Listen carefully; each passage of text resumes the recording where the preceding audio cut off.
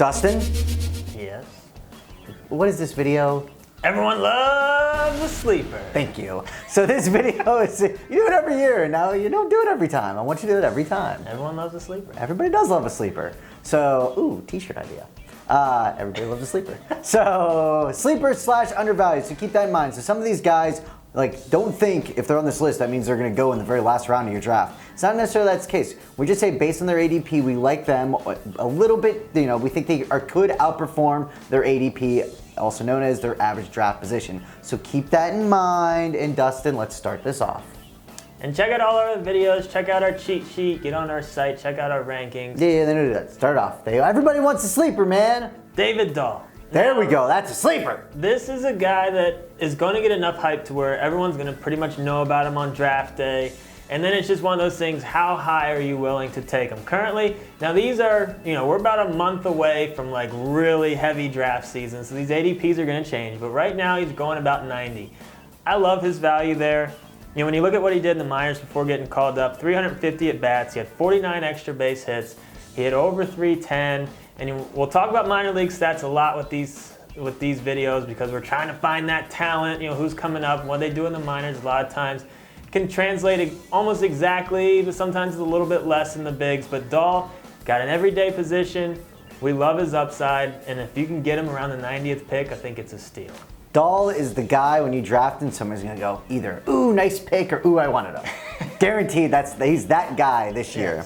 Yes, this guy, I'm not gonna talk about his minor league stats because he played in the minor leagues many, many years ago. But that is Cole Hamels. Yes, he is on our sleeper list. That's kind of weird, why is he on? But again, it's based on ADP, and all that Cole Hamels does every year is pitch 200 innings and get 200 strikeouts. But every year he gets disrespected. I even talked about him, I believe, in the pitching video that we did, and I always regret it after a couple starts, and he always does well. Like I said, an ADP of 83, he's going to outperform that, I feel, because he most likely will stay healthy and he's going to give you those Ks.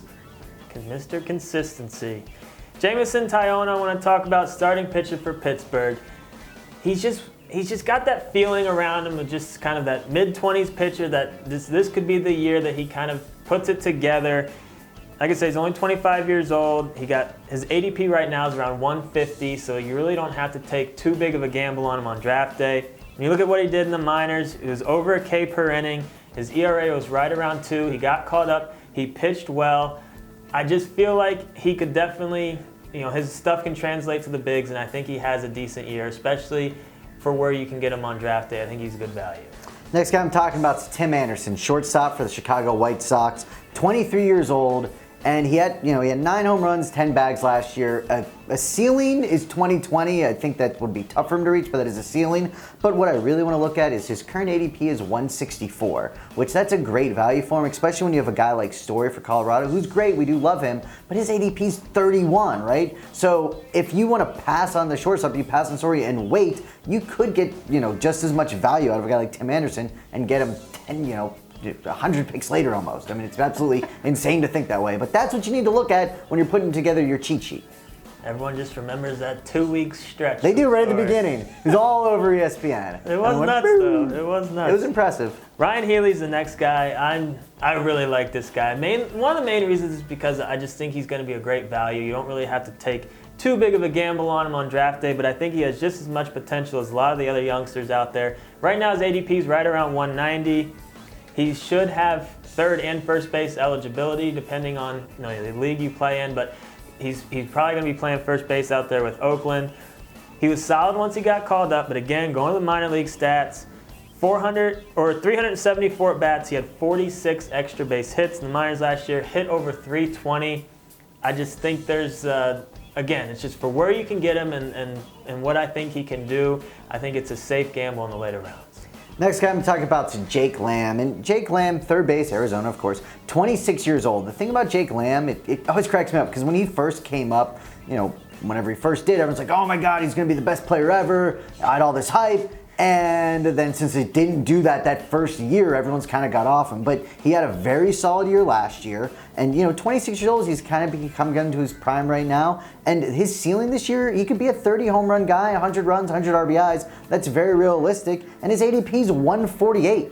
So when I say realistic, it's not like a lock to happen. His ADP is 148 for a reason. But still, Jake Lamb, when he first came up, you thought he was going to be an all-star and be fantastic. It looks like he could do that, but since he didn't do it his first year, everyone's like, he's not that good. It takes time. Sometimes it takes some time. The perfect example is Freddie Freeman. I mean, he was just steady Eddie for first 2-3 years in the year, and people forget about him. It's kind of like that post-hype sleeper. Right. But I love post-hype sleepers. Yeah, especially in baseball because it takes way a to go. Edwin Diaz, I want to talk about. Now, this is another guy that is going to be on everyone's sleeper list. Everyone's going to know who he is. He's a closer for Seattle, and he's got some nasty stuff. 88 Ks in 51 innings. Woo! Only 22 years old. ADP going around 80th, which is fairly steep, but it's all about the potential. And he's a guy that is going to be a gamble because sometimes these young relief pitchers get figured out and it doesn't end up working out when you draft them high. But I just think he's going to be one of the ones that works out. I think he's worth the gamble. And if he does, pitch a whole season with what he did last year, he's going to be probably in Tier 1 next year. So that's why I think, he's still worth that gamble. He also has the fun factor. And he's fun. He is fun to own. I love those guys. All right, next guy I'm talking about, you're not looking at him and being super fun to own, but that's Matt Carpenter. And you're like, Matt Carpenter again, kind of with Michael Hamels. Why is he on the list? 31 years old. He was a little bit banged up last year, so let's go back to 2015. Wasn't that long ago. It wasn't. But at that time, he had 574 bats, and during that, he had 75 extra base hits. 44 of them were doubles. 28 of them were home runs. He had 3 triples. His ADP 75. I think him being back to the 2015 numbers is certainly something that can happen. So especially if you're in one of those point league where you're getting extra points for extra base hits and the home runs and the triples and all of that, it's even more of a reason why you should target him. And I do love the fact he typically in almost every single league or every single site has multiple, first, second, third kind of eligibility. Love the dual position eligibility. It helps, especially with daily setups. Love it. Got another starting pitcher for you, Michael Fulmer for Detroit. ADP right around 136. So again, not a guy you're going to have to pay a hefty price tag on draft day, but I like his upside. Going back to 2015 in the minors, he had a 10-3 record, ERA just over 2 with a K per inning. He came in last year, 26 starts in the bigs, 15 quality starts. I like that from such a young pitcher. So it's just a good situation for him. I like I like how many quality starts he got when he came up. I just think there's the potential for a really good season for him. I'm not expecting him to be amazing, but again, when you're looking at an ADP of 136, I think he could easily give you value in like the 6th or 7th round type starting pitcher. I just think he's got that potential for being a consistent quality start type pitcher. And to wrap up, we're going with a 24-year-old Jose Ramirez of the Cleveland Indians. The thing that I really like about this kid, you can get him right around pick 100, so there is a little bit of hype. Obviously, the Indians had a good season last year, but there's hype for a reason, right? He batted over 300, he had 11 bombs, and he had 22 bags. Now, he did have pretty much a full company of bats, but could those numbers grow up? Of course, he's only 24 years old. 15 and 25 in terms of home runs and steals, certainly potential for him. And if he's going to hit for average too, and you can get him after pick 100, that's a solid player. Oh, he's fun. He's just fun to watch. He's got a lot of power. He's going excited to hit for contact. I mean, he's a solid player. I'm getting him. He's mine. No, he's not yours. So that's our sleeper / undervalued. Yes, we know you've heard of Cole Hamels. He's not the traditional sleeper. We just think he's going later in drafts than he should.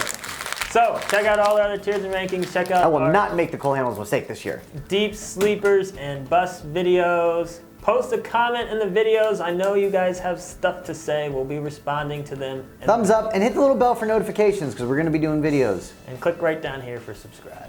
Right. Right in front of you. Of course, it's in front of me. That's good marketing Put it by right you. in front of your face. He's probably going to do that now. Block your face. No one wants to see that. It's so mean, man. My boss is mean.